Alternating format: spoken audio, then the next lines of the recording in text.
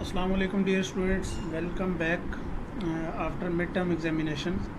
Hope so کہ آپ کا PSY 406 کا پیپر بہت زیادہ آؤٹ اسٹینڈنگ ہوا ہوگا. آج ہم دوبارہ سے کنٹینیو کرتے ہیں فائنل ٹرم ایگزامینیشن کے لیے. لیسن نمبر 22 ہم نے ڈسکس کرنا ہے، جس کے اندر کمپلیکس کوگنیٹیو پروسیسز ہم ڈسکس کریں گے. اس کے اندر کیا چیز ہے کہ ٹیچنگ کنسیپٹس ہیں. ٹیچنگ دو طرح سے کروائی جا سکتی ہے. پہلی یہ کہ teaching concepts through Discovery. Discovery کا مطلب یہ ہے کہ آپ نے جو ہے وہ اسٹوڈنٹس کو کسی بھی چیز کے اندر انڈلج کر کے اس کو ڈسکور کروانا سکھانا ہے. ٹھیک ہے، یہ جوریم برونر تھا، ایک ایجوکیشنسٹ. اس نے یہ پروسیس ڈسکور کیا تھا.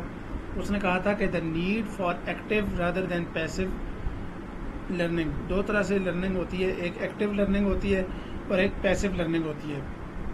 ایکٹیو لرننگ کا مطلب یہ ہوتا ہے کہ جب اسٹوڈنٹ خود ایکٹیولی کسی چیز میں انوالو ہو کے سیکھ رہا ہو، اور پیسو لرننگ کا مطلب یہ ہوتا ہے کہ جب ٹیچر کو اسٹوڈنٹ جو ہے وہ سن کے سیکھ رہا ہو. تو پیسو لرننگ بہت زیادہ سلو پروسیس ہے اور ایکٹیو لرننگ جو ہے وہ بہت زیادہ فاسٹ پروسیس ہے. تو ایکٹیو لرننگ کو اس نے ایمفسائز کیا. اس کے بعد teaching concept through exposition. Exposition یہ دوسرا ایجوکیشنسٹ تھا، ڈیوڈ آزوبیل. ان کا نام بھی عجیب سا ہوتا ہے. تو اس نے یہ کہا تھا کہ teacher present material on a complex and organized form for the students. کہ جو بھی ٹیچر ہے اس نے جو بھی پڑھانا ہے وہ ایک آرگنائز فارم میں اپنے اسٹوڈنٹس کے سامنے اس مٹیریل کو پریزنٹ کرے گا، جس سے جو ہے وہ اسٹوڈنٹس اس چیز کو ابزارو کر سکیں گے.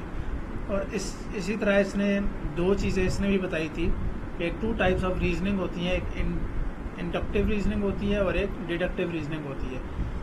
انڈکٹیو ریزننگ میں یہ ہوتا ہے کہ جب when a person formulates general principles based upon knowledge and details.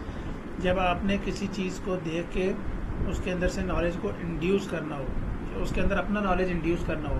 تو فار ایگزامپل آپ کے سامنے ایک چیز پڑی ہوئی ہے تو آپ کو اندازہ نہیں ہے کہ یہ کیا چیز ہے، تو آپ اس چیز کے ریلیٹڈ جو آپ کے ذہن میں پہلے سے ایک امیج موجود ہے، اس امیج کو اپنے ذہن میں رکھتے ہوئے اس چیز کے اندر اپنا نالج ٹرانسفر کرنا، یا یہ کہہ دینا کہ ہو سکتا ہے یہ ہو، کیونکہ یہ اس طرح سے اس کے ساتھ میچ کر رہی ہے. اس کو ہم کہتے ہیں انڈکٹیو ریزننگ.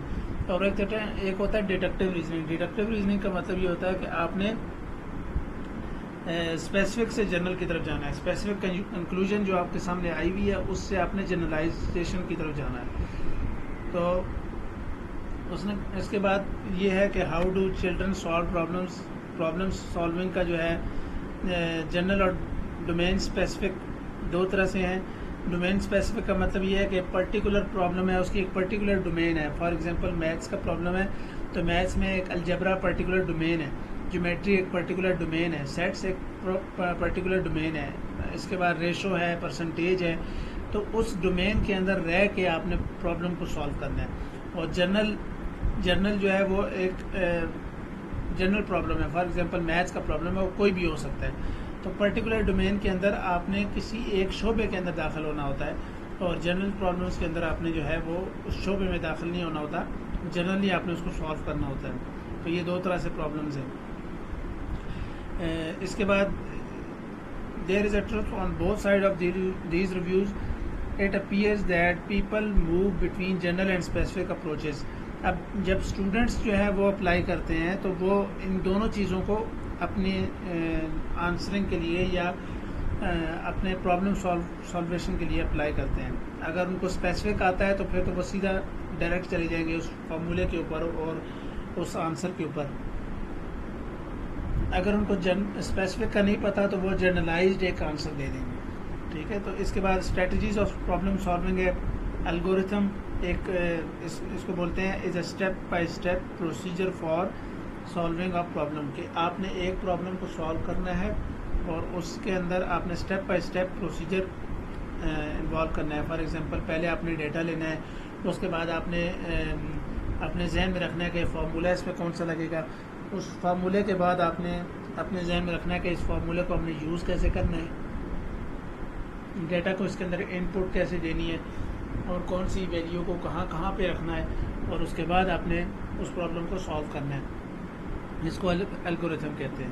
تو اس کے اندر بھی جو اسٹوڈنٹس ہوتے ہیں وہ دو طرح سے کام کرتے ہیں، ایک ہوتا ہے، بلکہ تین طرح سے کام کرتے ہیں۔ ایک ہوتا ہے working backward strategy.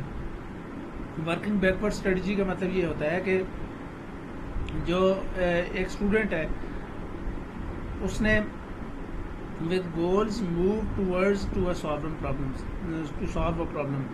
It is sometimes an effective heuristic for solving geometry proofs.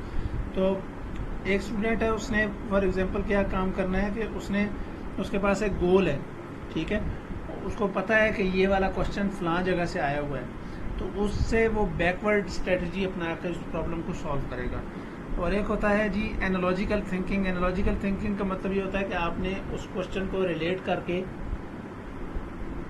کہ یہ کوشچن اگر یہ کوشچن جو ہے اس چیز سے ریلیٹ کرتا ہے تو اسی ریلیشن کے ساتھ ایک دوسرے کے ساتھ اینالوجی کر کے ایک دوسرے کے ساتھ ریلیشن بنا کے تو آنسر کر دینا یا سالو کر دینا پرابلم کو۔ اور ایک ہوتا ہے وربلائزیشن۔ وربلائزیشن میں کیا ہوتا ہے کہ اس کے اندر putting the problem in clean unambiguous words. You may have discovered the effectiveness of verbalization process accidentally.